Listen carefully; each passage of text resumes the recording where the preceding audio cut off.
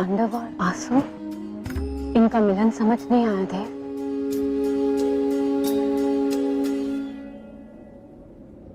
आनंद और आंसुओं की राशि एक ही है गौरी। आनंद जब सीमा पार कर जाता है तो आंखों में आंसू आ ही जाते हैं। और इस आनंद का कारण?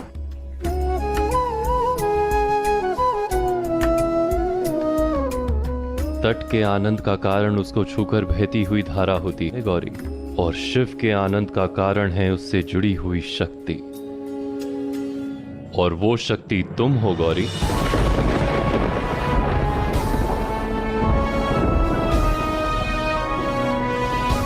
किंतु तुम कुछ चिंतित दिख रही हो।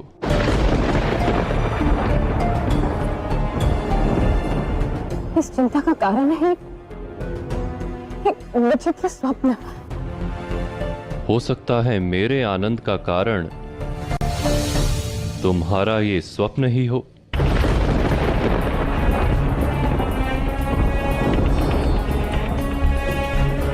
मेरे स्वप्न का आनंद से कोई संबंध नहीं हो सकता महादेव।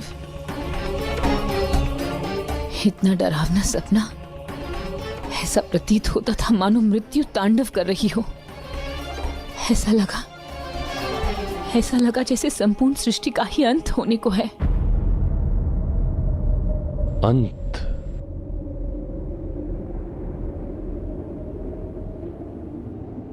ये अ अक्षर बड़ा विचित्र होता है गौरी। अ से अंत है तो आ से आरंभ।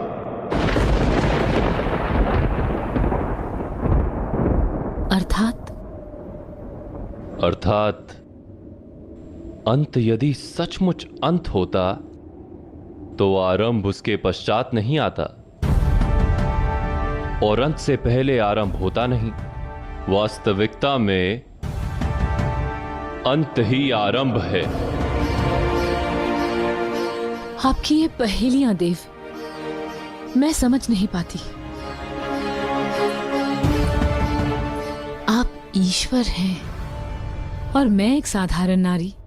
और इस साधारण नारी ने पति के रूप में किसका चयन किया? ये कैसा प्रश्न हुआ? पति तो आप हैं महादेव।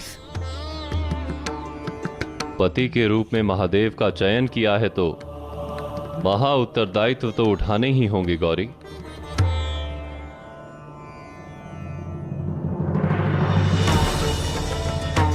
कल का चयन ही आज परिणाम बनकर हमारे सामने आता है।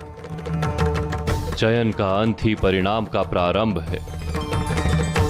किंतु देव, मैंने देखा कि महादेव,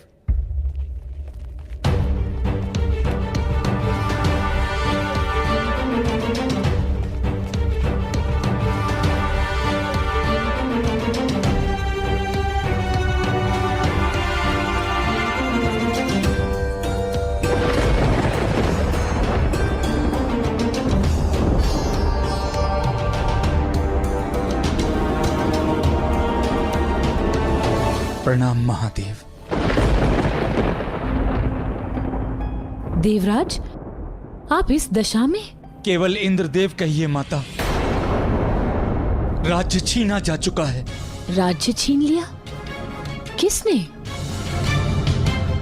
शुंभ निशुंभ ने। कौन शुंभ निशुंभ? असुरों का राजा शुंभ। बड़े ही शक्तिशाली असुर हैं दोनों।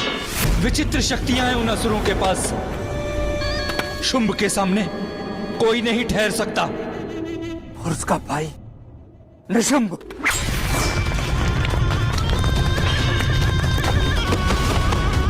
और निशुंभ वो विजय के लिए युद्ध नहीं करता, उसे रक्त बहाने में आनंद मिलता है।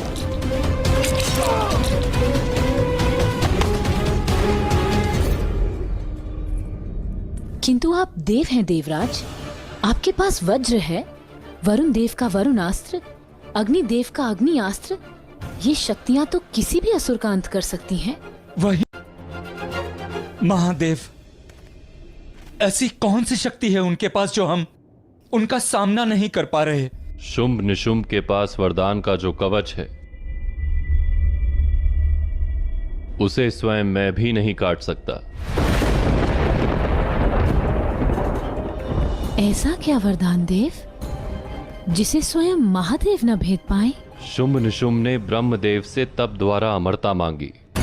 ब्रह्मदेव ने अमरता तो नहीं दी, किंतु ये वरदान दिया कि देवता या दानव, मनुष्य या पशु, जलचर या पक्षी, किसी भी जाति का नर उन्हें नहीं मार सकता। तो शेष क्या बचा? केवल स्त्री, एक नारी।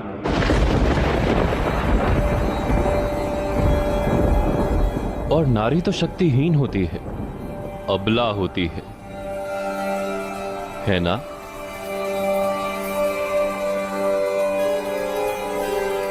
तो इसका अर्थ अब यही हुआ कि हमारा अंत निश्चित है, क्योंकि मैं ऐसी किसी स्त्री को नहीं जानता जो उन असुरों का वध कर सके।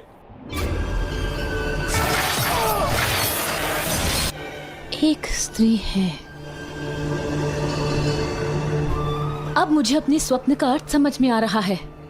स्वप्न नहीं, संकेत था वो। एक स्त्री योद्धा है जो आपकी रक्षा कर सकती है। कौन है वो माता? इसी प्रश्न का उत्तर जानने तो मैं महादेव के पास आई थी। बताइए ना महादेव, कौन है वो योद्धा? स्वप्न तुमने देखा पार्वती, तो उस योद्धा को भी तुम्हें ही ढूंढना होगा। ढूंढो उस योद्धा को। अब आप, सिर्फ आप ही हमारी सहायता कर सकती हैं।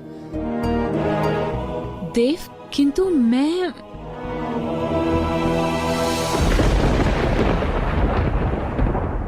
ठीक है, यदि आपकी इच्छा है तो कैलाश की गृह स्वामिनी होने के नाते मैं उस योद्धा को खोजने का प्रयास करूंगी। आक्रमण! ये स्वर कैसा? ये चंडमुंड है माता। शुंभ निशुंभ के सेनापति चंडमुंड अभी भी हमारा पीछा कर रहे हैं। जाओ पार्वती, समझाओ उन्हें। कैलाश पर युद्ध करना मना है। क्या कह रहे हैं महादेव? वो असुर हैं और मैं कैलाश की गृह स्वामिनी हो, और अतिथियों का सत्कार गृह स्वामिनी ही करती है।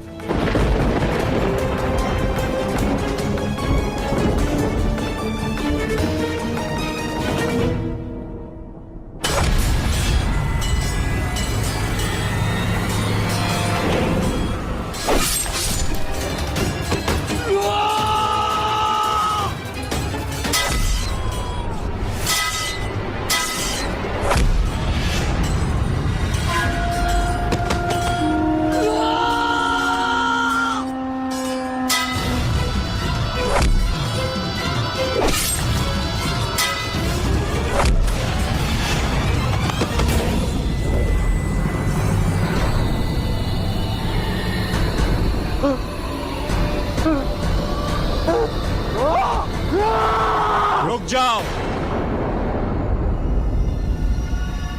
कैलाश पर शस्त्र लेकर आना वर्जित है। जब युद्ध हारकर भगोड़ा इंद्र यहाँ आ सकता है, तो विजेता क्यों नहीं? कैलाश ने इंद्र को शरण दी है, तो हमें यहाँ आने से भी नहीं रोका जा सकता। तुम भूल रहे हो, कैलाश महादेव का निवास है। हम तीनों लोकों के राजा शुंभ निशुंभ के सेवक हैं मूर्ख बैल। अरे कैलाश तीनों लोकों से बाहर नहीं। इंद्र को हमें सौंप दो, अन्यथा आज कैलाश रक्त रंजित हो जाएगा। कैलाश में रक्त नहीं, भक्ति बहती है।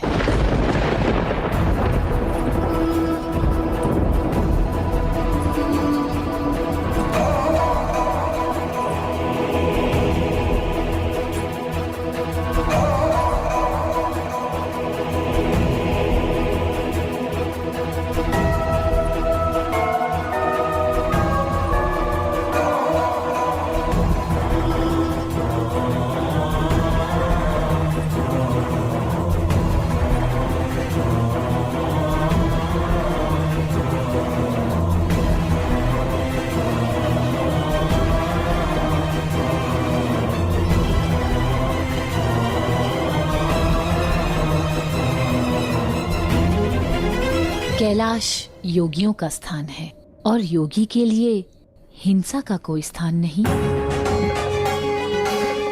मैं कैलाश स्वामिनी हूँ और मैं तुम दोनों को लौट जाने का आदेश देती हूँ।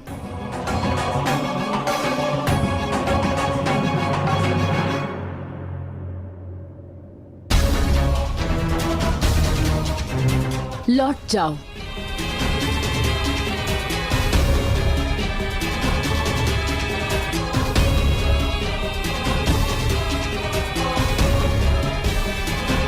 नंदी,